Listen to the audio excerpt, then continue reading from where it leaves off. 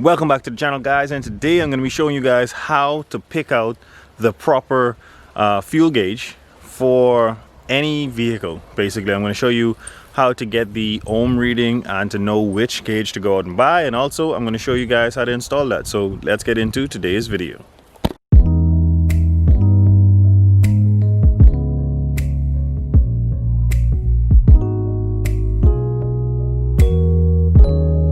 Alright, first things first, you're going to need a digital voltmeter. So let me show you why you need that.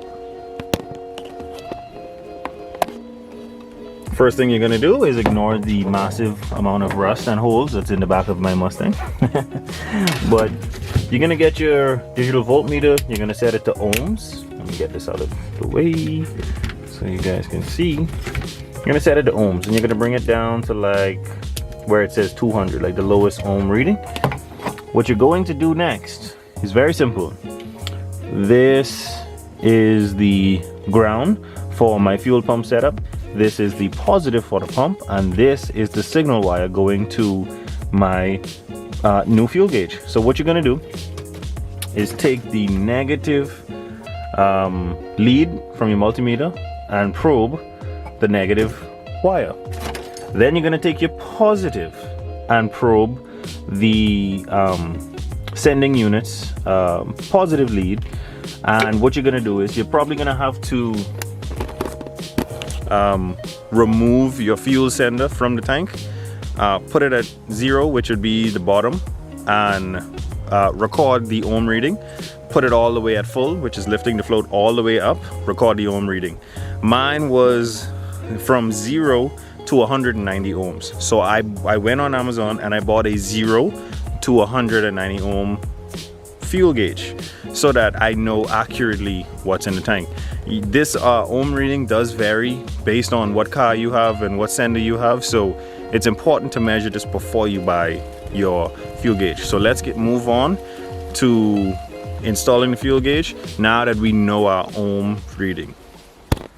So now that we know our ohm range, which is 0 to 190, I ordered a gauge, it was delivered, and I already installed it.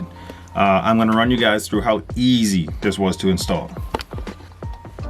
Alright, so here's the gauge, nothing too fancy.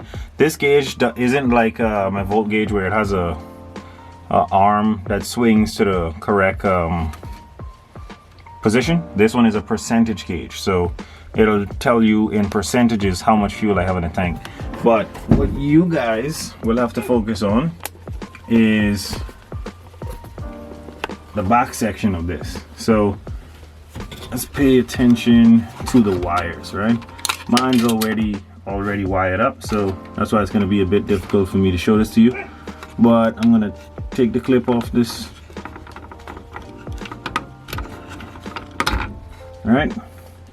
Orange wire is for a backlight, the blue wire is for negative, red wire is positive, black wire is the sending unit, and it's literally that easy to hook up. Most of them are going to have the wiring diagram right on top, just like this one does. See if I can get it to focus on that.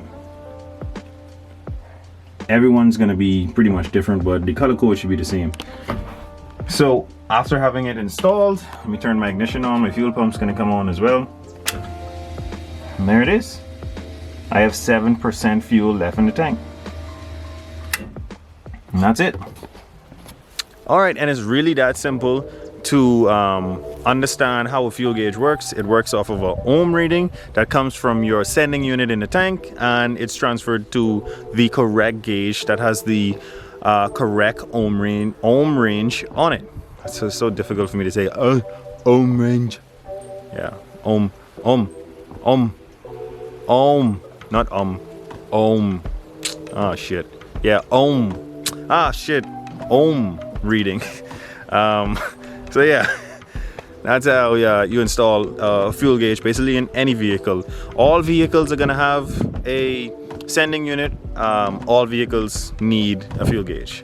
So thank you guys so much for watching this video. If you want to check out this 4-valve swap, it's a super fun swap that I had, and I caught fire and I fixed that issue. So all of the videos are right there on my channel if you want to check out this 4-valve swap. Thank you guys so much for watching. Don't forget to like, share, and subscribe. I'll catch you guys on the next one.